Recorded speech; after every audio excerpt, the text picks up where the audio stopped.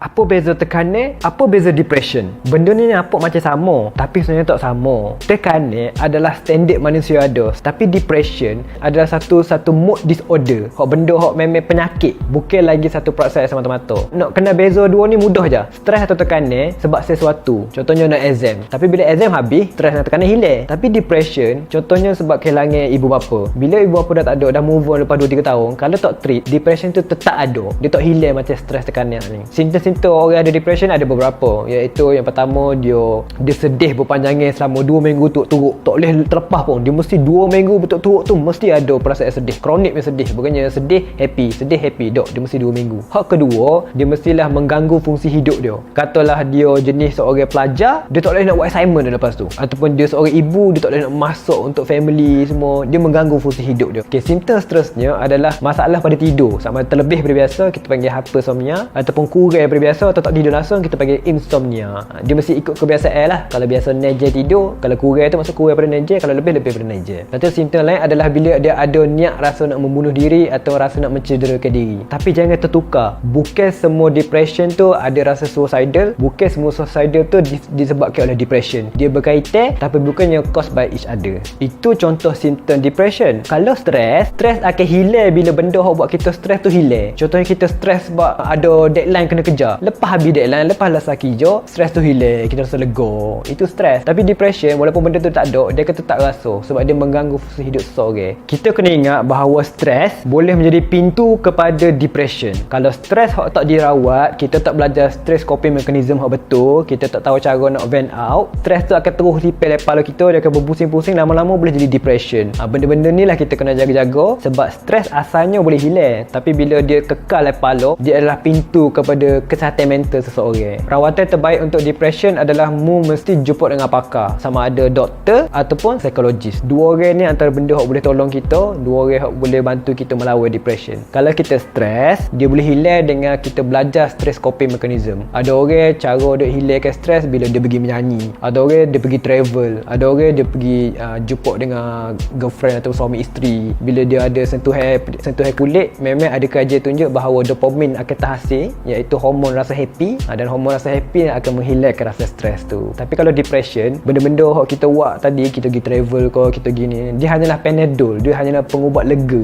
Beza rawatan jumpa psikiatris dengan jumpa psikologis. Psikiatris rawatan dia melalui perubatan, dia akan bantu mu kalau keadaan mu severe sangat, dia akan ubat boleh bantu mu nak stabilize ataupun nak bagi mu rasa kurang depression feeling. Tapi dengan psikologis, mu lebih pada rawatan melalui percakapan, melalui terapi. Psikoterapi adalah fungsi untuk seseorang tu kita kenal pattern cara pemikiran dia, dan kita nak ubah pattern pemikiran untuk menjadi lebih positif, untuk kita dia rasa tahu kerana nak cope dengan diri dia. Untuk depression, mu dapatkan bantuan dengan jumpa dengan pakar seperti psikologis ataupun dengan doktor. Bila mu stres, dapatkan bantuan daripada kaunselor untuk bantu mengenali stres, sebab ada banyak cara untuk stress coping mechanism. Lain orang, lain cara dia. Tak sempurna kesihatan seseorang tanpa ada kesihatan mental.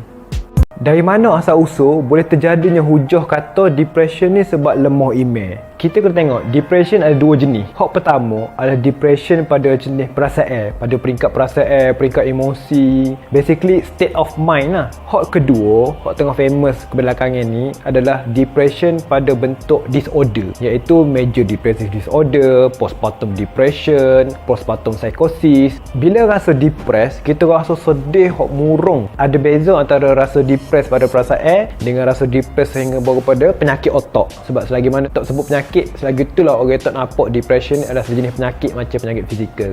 Dalam Al-Quran surah Taha ayat 124 ada sebut bahawa sesiapa yang berpaling daripada ayat-ayat Allah, then he will live a depressed life. Dalam ayat ni Allah menyebut pada depression pada perasaan, rasa sempit, rasa sakit, rasa tekanan pada perasaan. Lepas tu bila muncul ayat lagu ni, orang ada persepsi bahawa dengan ayat Al-Quran akan hilang rasa depressed. Betul, tapi depression hak feeling tu lah, bukan depression hak penyakit. Bila depression pada penyakit, dia tak akan hilang dengan hanya baca zikir, hanya dengan baca ayat Quran, sebab benda tu sebagai pelega, bukannya sebagai pengubat. Allah ada sebut juga dalam surah Ar-Ra'd ayat 28, sesiapa yang mengingati nama Allah, hidupnya akan rasa tenang dan tentera. Memang betul, tapi tenang tu sekejap je, tapi dia bukan ubat. Sebab sakit memang mu kena rawat dengan orang sebetulnya lah. Ada cerita waktu zaman Rasulullah, tino tua jumpa dengan Rasulullah, dia minta untuk Rasulullah doakan kesembuhan dia ada penyakit mental, iaitu waktu tu penyakit mental disebut adalah penyakit sawan lah. Rasulullah balas, mu ada dua pilihan. Hak pertama, aku akan doakan supaya mu dapat kesembuhan dan memang mu akan sembuh. Pilihan kedua adalah mu bersabar dengan sakitmu, tapi Allah akan wish juga padamu. So tino tua tu pilih nombor dua. Lepas tu dia minta tambahan doa daripada Rasulullah bahawa doakanlah supaya waktu dia kena serangan sawan tu aurat dia tak terbuka, dan Rasulullah doakan. So konklusi kita tengok dalam cerita ni, Rasulullah iktiraf sejenis penyakit mental dan memang kena jaga kesihatan. Bawa pada kisah seterusnya, ada seorang sahabat dia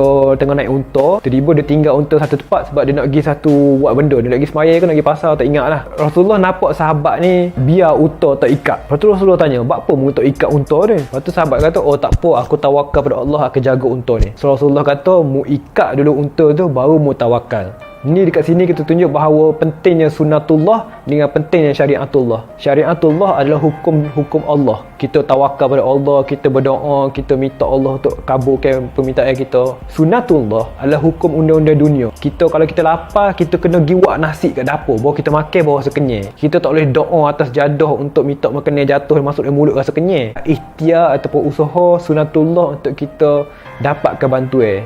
Tapi hak menyembuhkan, kita tetap percaya bahawa Allah menyembuhkan, bukannya ubat, bukannya psikoterapi. Tapi dua-dua kena ambil sekali. Dia tak boleh ambil salah satu sahaja. Apa-apa jenis mental disorder pun, mu memang kena jumpa doktor ataupun psikologis, dan pada yang sama mu jangan tinggalkan elemen agama. Rasulullah iktiraf penyakit mental tu memang wujud. Rasulullah tak terus komen daripada tino tu supaya mu bayarlah zakat, mu bacalah Quran, hilanglah sawahmu. Cerita kedua, Rasulullah iktiraf juga bahawa usaha kena dapat sesuatu baru kita dapat sesuatu. Dia tak boleh doa semata-mata. Kita kena ada mentaliti kesihatan mental ni sama penting dengan kesihatan fizikal. Kita bawa dia juga pergi hospital, jumpa psikologi, jumpa psikiatris. Pada yang sama, kita pesan pada dia jangan lupa untuk bersabar dan ingat ni adalah ujian pada Tuhan, dan kena ingat bahawa elemen agama tu bukannya penyembuh kepada penyakit dia, tapi pelengkap kepada rawatan dia. Bila tanya isu depression dan cerita tentang artis yang bunuh diri, saya tak malu untuk saya nak mengaku kata memang antara orang yang saya idola suatu ketika dahulu termasuk golongan yang macam ni, iaitu mendiang Chester Bennington, Linkin Park. Itu grup yang saya suka. Bila dia bunuh diri, memberi kesan pada saya yang membuatkan saya fikir banyak kali. Sebab apa? Saya rasa macam, kenapa dia ambil keputusan macam tu? Apa yang ada dalam fikiran dia? Apa yang membuatkan dia rasa itu jalan terbaik sedangkan dia ada anak-anak yang ramai? Bukanlah cara yang terbaik untuk mencari jawapan ataupun buat sesuatu kebaikan dengan cara kita memandang ke barat atau memandang ke timur. Sebaliknya, kita kena tanya iman kita. Apa iman nak kata tentang isu macam ni? Rupanya dalam Islam, benda tak nampak ni sebenarnya important. Buktinya, Allah bagi tahu di awal-awal Al-Quran lagi, Allah kata apa? Mereka yang beriman dengan perkara-perkara ghaib, dia percaya dengan perkara-perkara ghaib, dia percaya dengan benda yang tak nampak. Kalau kita nak besarkan lagi, kita cuba tak kecilkan skop tu untuk nak bincang hanya iman sahaja, tentang iman kepada Allah, kepada malaikat yang tak nampak itu saja. Tapi kita nak beriman juga bahawa Allah menciptakan manusia dengan sebaik-baik penciptaan. Antara ciptaan manusia, dia ada benda yang duduk dalam kita ni yang kita tak nampak. Perasaan, hati. Sebab tu Allah sebut dalam Al-Quran, Allah kata la ta'mal absar walakin ta'mal qulubul lati fis sudur. Dia bukan buta yang ni, dia buta yang ni. Nampak tak? Itu respon saya yang pertama lah bila depression ni berlaku. Jadi saya pun dapat impact dia. Saya pun jadi macam down, dan nak dengar balik lagu-lagu dia pun rasa macam dia nyanyi lagu semangat untuk kita, tapi kenapa dia sendiri tak semangat? Sama macam tadi, dia bukan buta yang ni, tapi dia buta yang ni.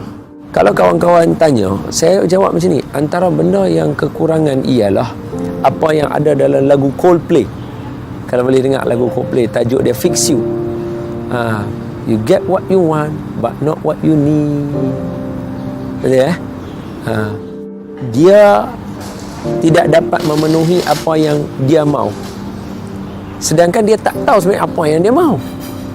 What do you want? You nak hidup bahagia ke?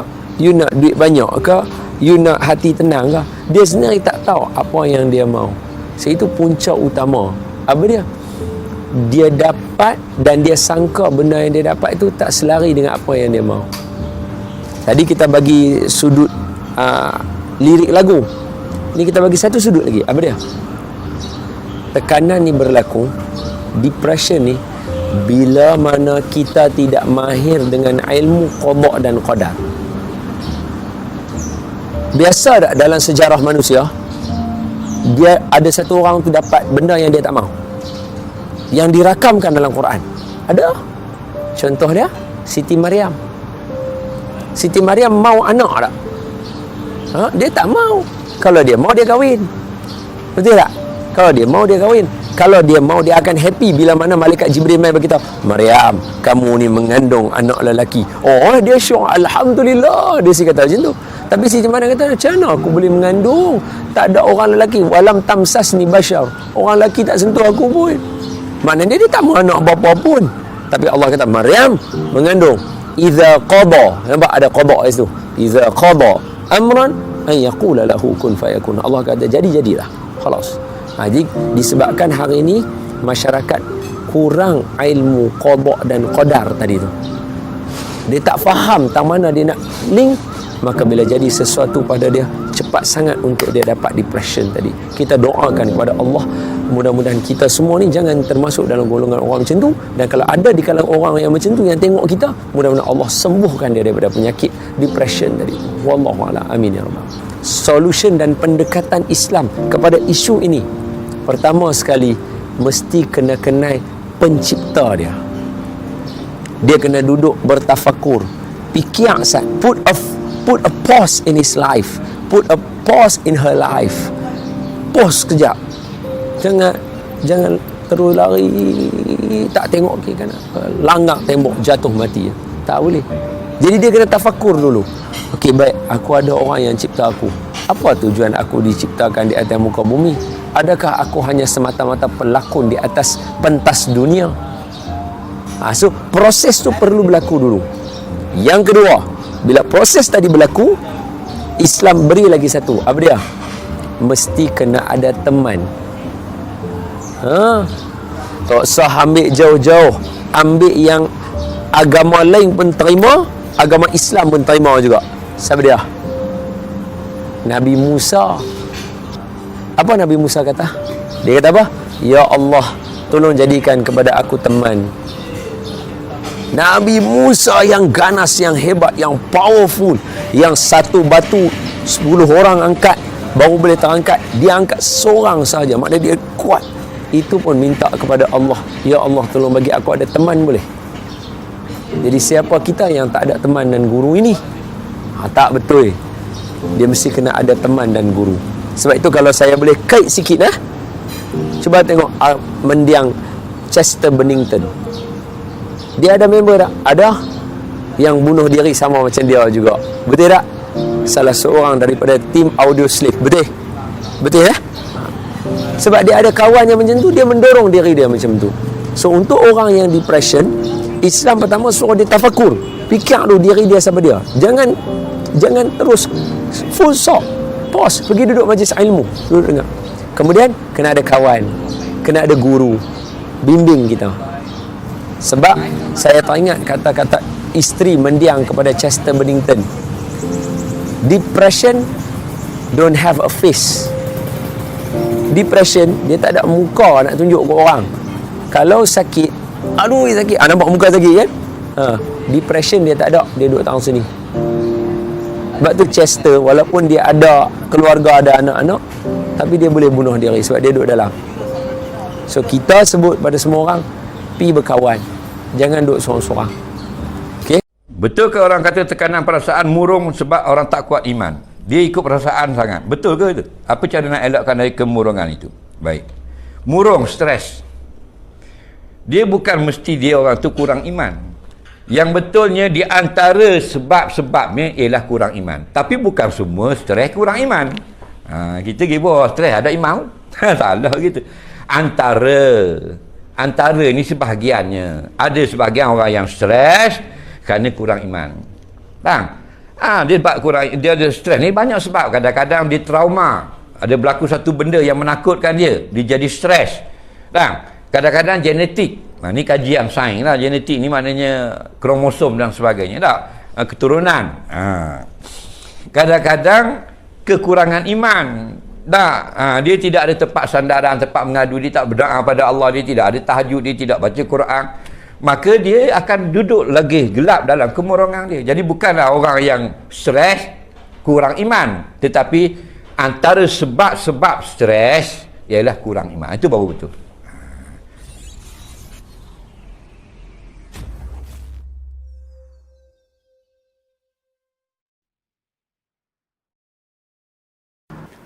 Ada tak nasihat untuk orang yang depression? Cerita tentang depression ni sebenarnya benda ni isu berat lah juga. Tapi itulah saya nak kongsi juga. Dan pada hari ni saya nak kongsi dalam dua sudut. Saya nak bagi korang nampak dalam dua sudut. Pertama, sebagai orang yang ada kawan yang depression. Kedua, orang yang depression tu sendiri. Pertama, sebagai orang yang ada kawan yang depression, nasihat saya yang pertama sekali, tolonglah jangan menghukum orang tu. Kita ni kadang-kadang bila nampak kawan kita depres, kita kata dia, alah kau ni depression sebab lemah iman, takkanlah benda tu pun nak depres. Alah kau ni. Ataupun kan orang depression ni biasa tidur kan, banyak tidur. Kita kata, kau ni malas lah, tidur, tak ada kerja lain ke nak buat. Ataupun kita tuduh dia, alah takkanlah diuji macam tu je, nak sedih lebih-lebih, relax sudah. Ataupun kata-kata yang lain yang menyakitkan hati. Sebenarnya saya nak bagi tahu korang lah, orang yang depression ni bukan sebab iman dia lemah sebenarnya. Saya ada kawan saya, solat 5 waktu, hafal Quran 30 juzuk, belajar pun pandai, tapi dia depression. So adakah sebab iman dia lemah? Solat 5 waktu kot, hafal 30 juzuk kot, baca Quran selalu kot. So sebab tu saya kata, orang yang depression ni bukan semata-mata kerana iman dia lemah. Saya ada ramai kawan yang macam tu, yang baik tapi diuji dengan depression. Sebab tu kita jangan mudah-mudah tuduh orang tak ada iman. First. Kedua, kita janganlah mudah-mudah kata dia malas ke apa. Jangan. Kata-kata ni yang menyebabkan mereka semakin depressed sebenarnya. Benda ni yang membuatkan mereka lagi tertekan, lagi stres, rasa macam boleh nak cakap.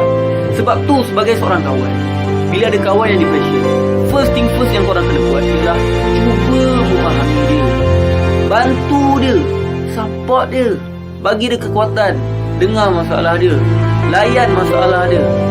Jangan judge dia, jangan skeptik dengan dia, jangan hina dia, support. Jadi orang yang memahami, jadi orang yang membantu, jaga aib dia. Serius, kalau korang jadi sahabat yang macam tu, sangat-sangat membantu dia sebenarnya. Saya ada kawan saya, dia depression juga. Memang bila depression dia tu menyerang, memang dia tak contact orang lah, dia baring je kat rumah. Tapi lama kelamaan dia makin okey. Sebab apa? Faktor utama dia kata sebab ada kawan-kawan yang support dia, yang memahami dia, yang tak judge dia. Serius, mereka nak kita ni memahami mereka, dan kita pun perlu usaha memahami dia orang, walaupun kita tak akan faham sepenuhnya pun.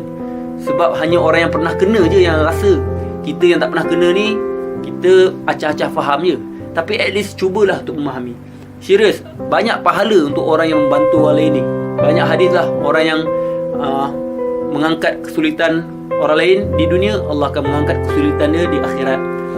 Orang yang menjaga aib manusia kat dunia, Allah akan pelihara aib dia kat akhirat. Sebab tu, bila ada kawan yang depression ni, jadi orang yang support, bukan orang yang pandai menghina je. Kedua, kepada orang yang depression, saya tak tahu kenapa dan apa yang menyebabkan orang depression. Sebab semua orang situasi dia berbeza. Ada kawan saya sebab kematian ayah, ada kenalan saya sebab dia daripada kecil kena liwat dengan pakcik dia, ada juga dia anak luar nikah, kena dera dengan family. Macam-macam lah punca-punca seorang tu depression. Tapi kalau kalian, kalau korang ada depression, first nasihat saya, jumpa doktor. Dengar, asahkan yang korang betul-betul depression ke tak. Kalau betul, kalau ada apa-apa medical yang doktor bagi, cuba makan ubat ataupun dapatkan kaunseling dan sebagainya. Dan juga jangan lupa juga rawatan perubatan Islam, which is jumpa ustaz-ustaz. Sebab mungkin ada orang yang dia kena sihir, dia tak depression tapi kena sihir rupanya. Sebab ada kes dia okey, tiba-tiba murung, malas, nak belajar, muntah, rupanya kena sihir. Lepas berubat okey. So cuba buat dua-dua kan. Pergi apa nama dia, pergi jumpa doktor pun, jumpa ustaz-ustaz yang pandai merawat jin dan sebagainya, jumpa juga. Tapi jangan pergi bomoh pula. Bomoh haram lah. Kedua yang sangat penting bagi saya ialah cari dan bergaul dengan orang yang baik, orang yang memahami korang. Yes, sometimes korang rasa tak nak bercerita masalah korang kan? Sebab korang rasa macam dah tak percaya dengan semua orang. Saya faham perasaan tu kan? Walaupun saya tak faham sepenuhnya lah. Kita rasa semua orang benci kita, dan kita rasa semua orang tak boleh nak percaya, semua orang takkan memahami kita, semua orang hanya pandai judge. Macam-macam fikiran kita tentang orang lain. Tapi percayalah, kalau korang meluahkan pada orang, meluahkan pada orang yang betul, pada orang yang betul-betul baik, yang betul-betul korang nampak ikhlas nak membantu korang, serius, luahkanlah sesungguh-sungguhnya. Lepaskanlah segala isi hati korang. Benda tu sangat-sangat membantu. Dan bergaullah dengan orang yang support korang. Elakkan bergaul dengan orang yang banyak bagi korang down. Serius, penting sangat untuk bergaul dengan orang yang betul-betul memahami korang. Ketiga yang sangat penting juga ialah korang sendiri kena ada eager nak berubah tu. Kena ada perasaan yang kuat untuk lawan depression tu. Sebab kalau korang layan benda tu, sampai bila-bila lah korang akan tenggelam dalam lautan depression tu. Tapi kalau korang usaha nak lawan, sakit memang sakit, bukan senang nak lawan, saya pun faham. Tapi itulah, nak sembuh memang kena tempuhi sakit. Kalau korang demam, korang kena makan ubat. Ubat tu pahit, sakit juga. Kalau korang buah pinggang ke apa, kena lalui dialisis, sakit juga tu, kena cocok sini, cocok sana. Tapi nak sembuh memang kena sakit. Sama juga orang yang depression ni, dia kena lawan diri dia. Perasaan nak menyendiri tu korang kena lawan, korang kena bergaul. Perasaan overthinking korang kena lawan, fikir yang baik-baik. Jumpa orang, serius, memang sakit. Nak jumpa orang ni memang susah sikit kan. Tapi lawan. InsyaAllah kalau korang lawan sungguh-sungguh, Allah akan buka jalan dan Allah akan bantu. Saya yakin korang pun tak nak duduk dalam depression ni. Susah, sakit. Korang pun nak sembuh. Tapi korang kena bersungguh-sungguh untuk sembuh dan berani untuk menempuh kesakitan sebelum sembuh. Tapi insyaAllah bila dah sembuh tu, sangat bahagia. Dan yang terakhir, yang sangat penting, yang ramai juga orang yang menafikan benda ni, tapi bagi saya benda ni sangat-sangat penting, ialah jaga hubungan dengan Allah SWT. Jaga hubungan dengan Allah. Yes, orang yang depression ni bukan sebab dia tak ada iman. Orang yang depression ni bukan sebab dia tak baca Quran, dia tak solat, tak. Tetapi insyaAllah kalau korang solat dan baca Quran selalu, dia akan mengurangkan depression. Dan solat ni pun antara ubat juga. Solat, baca Quran, zikir, taubat, istighfar, jauhkan diri daripada dosa. Senang cakap, jaga hubungan dengan Allah. Sebab sometimes bila kita jauh daripada Allah, itu yang hati kita kosong, hati kita rasa tak tenang, rasa resah, gelisah. InsyaAllah bila kita jaga hubungan dengan Allah, sedikit sebanyak akan memberi kita kekuatan yang luar biasa untuk kita kembali bangkit. Sebab akhirnya Allah lah tempat bergantung. Wallahualam, saya doakan kepada orang-orang yang diuji dengan depression ni, moga Allah sembuhkan, moga Allah bagi kekuatan, moga Allah bagi korang bebas daripada benda ni, dan moga Allah bagi korang semua syurga atas kesabaran korang, insyaAllah. So, janganlah berputus asa daripada depression korang. Cepat-cepat bangkit. Jumpa lagi. Assalamualaikum warahmatullahi wabarakatuh.